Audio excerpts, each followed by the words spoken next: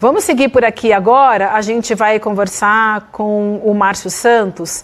Ele é assentado da Reforma Agrária no estado de São Paulo, membro da coordenação nacional do MST. A gente vai falar desse crime que aconteceu em Tremembé, ali pertinho de Taubaté, no interior de São Paulo, nesse final de semana.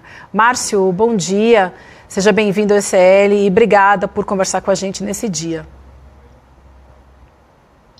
Bom dia a todos que nos acompanham. Eu que agradeço em nome do MST o espaço de estar trazendo aqui as informações a partir da ótica dos que sofreram essa violência.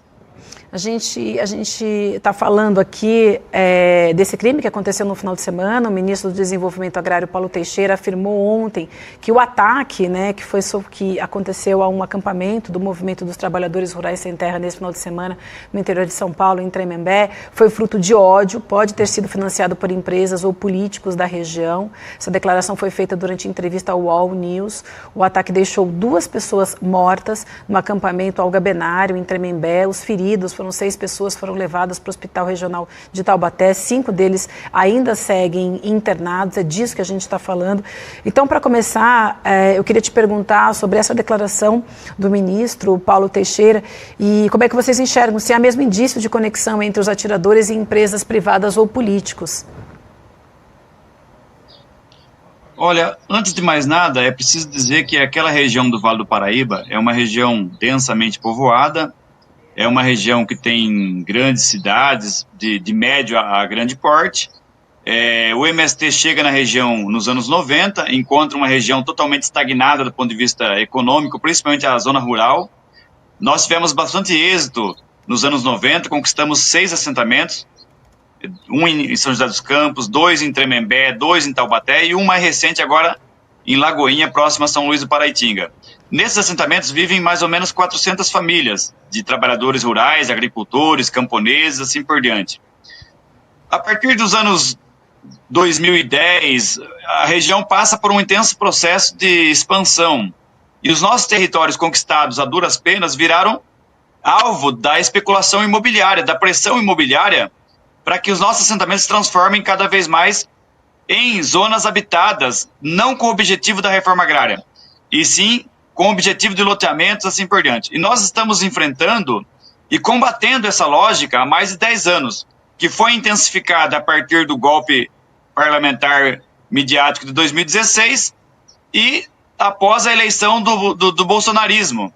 Quando o bolsonarismo ascende ao poder, ele intensifica essa lógica de ataque aos assentamentos de reforma agrária, pelo discurso de ódio, pela viés ideológico, pelo combate sistemático. Então, nossos territórios se transformaram em alvo dessa especulação. E as ameaças vêm à tona, né? Não foram poucas, denunciamos muitas delas, mas já era uma tragédia anunciada. E, infelizmente, agora na sexta-feira, à noite, tivemos esse episódio lamentável, essa chacina, que vitimou 2 militantes e outros 6 ficaram gravemente feridos.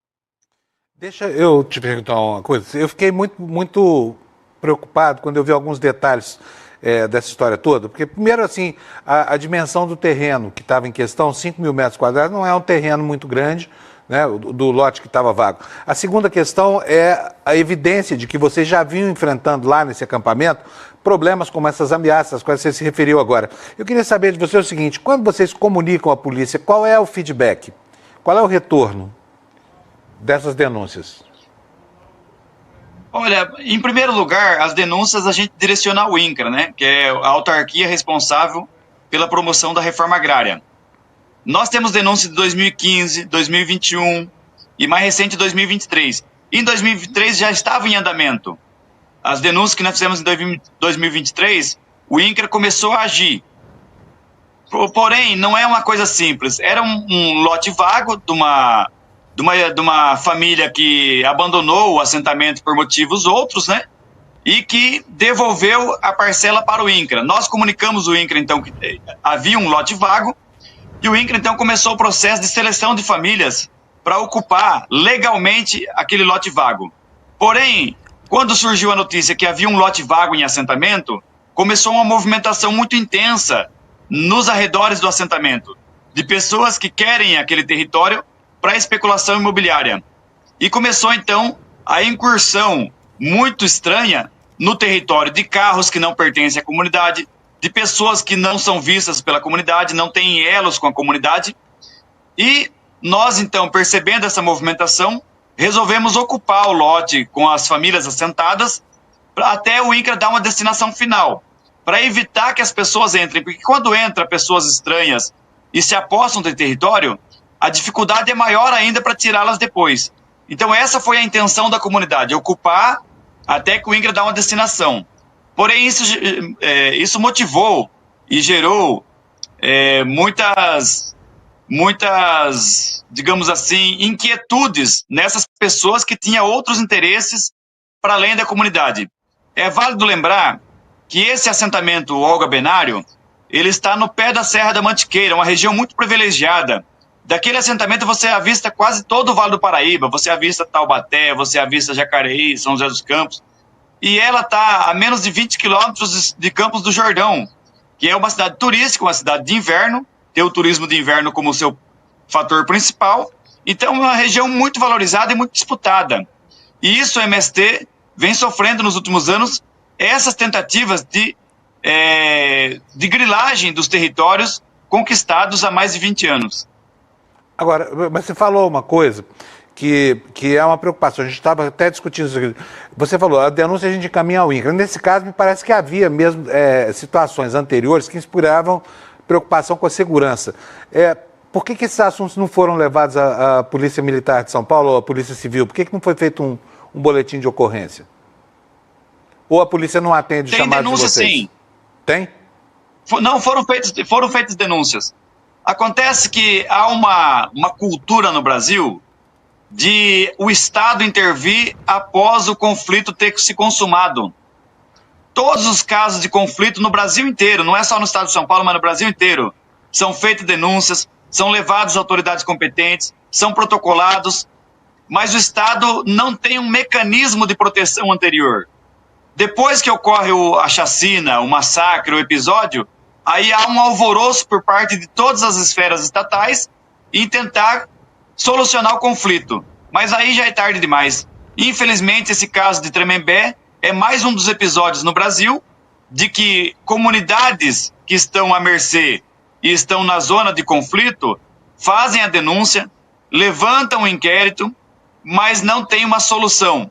Porque o Estado brasileiro, seja federal, estadual ou até mesmo na instância local, municipal, não tem instrumentais para fazer a proteção anterior ao conflito chegar na sua escala de grau de intensidade absurda, como aconteceu lá em Tremembé. Então, o que eu estou querendo dimensionar com você, só para entender como é que é essa interação, porque o Estado tem a obrigação de proteger quem está vulnerável, quem está sendo ameaçado e tudo mais.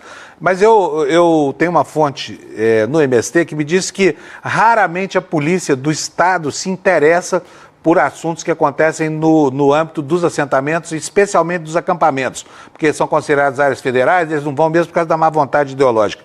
Eu queria que você confirmasse ou desmentisse essa versão para mim. É verdade que o Estado, não é só o Estado de São Paulo, isso ocorreria no Brasil inteiro, não se interessa por esse tipo de coisa, justamente porque é em área de terra destinada à reforma agrária? Eu confirmo, não só confirmo, como eu presenciei várias situações como essa, em outros casos de conflito. Por exemplo, eu participei de um caso de conflito aqui no estado de São Paulo, na minha região, no meu assentamento, aliás, que está sob disputa jurídica também, na qual o proprietário ingressou no assentamento com vários capangas, várias pessoas encapuzadas. Nós desconfiávamos que eram todos policiais, nós acionamos a polícia militar veio até o local, um dos encapuzados se apresentou como capitão da polícia e a polícia foi obrigada a recuar. Então esse é o nível de situação que nós enfrentamos nas áreas de conflitos, não só no estado de São Paulo, mas no Brasil como um todo. No estado de São Paulo a situação piora, porque nós não tivemos nos últimos anos nenhum governador que tenha um mínimo de sensibilidade em relação à reforma agrária. Você tem, por exemplo, figuras como Dória, como Tarcísio, que afirmam claramente em rede pública que um dos objetivos é aniquilar o MST. Eles poderiam ter objetivos mais nobres, como combater o analfabetismo, combater a fome, combater a desigualdade social, zerar o déficit de demanda por habitação, mas não. Eles colocam como objetivo acabar com o MST, acabar com o PT, acabar com os movimentos sociais, e aí você abre um flanco de combate a um movimento social que não quer nada mais que a realização da reforma agrária que está prevista na Constituição. E, na minha opinião, no caso de Tremembé, a polícia chegou a atuar, prendeu um dos envolvidos, já pediu a prisão preventiva de outro envolvido, de possível envolvido, mas, por exemplo, a abordagem do delegado é que é uma briga de vizinhos, que é uma disputa interna. Por quê? Porque ele tem uma orientação política para esconder a verdadeira motivação, que é a motivação econômica de grandes incorporadoras imobiliárias e a motivação ideológica. Então ele tenta enxugar todo o conteúdo político e ideológico desse conflito. Isso é uma orientação política. Tenho certeza que parte da Secretaria de Segurança Pública e do governador do estado. Márcio, muito forte o depoimento que você traz aqui para a gente. A gente sabe que essa é uma realidade que acontece com vários assentamentos no país. A gente sente muito, a gente expressa aqui também a nossa solidariedade, a família das 2 pessoas mortas agora nesse assentamento em Tremembé, e outras 6 pessoas ficaram feridas, e a gente aproveita também aqui para mostrar para vocês, a gente tem a foto do Nero do Piseiro, que é apontado como o autor dos disparos, então, esses disparos que deixaram 6 pessoas feridas gravemente e 2 pessoas mortas. A gente tem aí a foto dele, então. Márcio, quero agradecer o seu tempo aqui conosco, e a gente vai seguir acompanhando essa luta de vocês. Conte com o ICL. Obrigada e bom dia para você. Eu que agradeço. Antes de terminar, eu queria dizer que o assentamento Olga Benário é um exemplo de assentamento no Vale do Paraíba. Eles tinham um programa de coletores de sementes da Mata Atlântica, eles tinham um programa que eles chamavam de defensores da biodiversidade, e o Valdirzão, um dos que tombaram, era grande referência nessa questão da coleta de sementes para restauração ambiental, para recuperação ambiental. E é um assentamento maravilhoso. Então, o que eles fizeram lá foi um crime político, um crime agrário e um crime contra uma comunidade que defende a produção agroecológica, a biodiversidade e assim por diante. Mas nós não calaremos e continuaremos a luta desses que tombaram. Muito obrigado ao ICL pelo espaço aqui para a gente trazer as informações. A gente que te agradece. Obrigada, boa semana para você.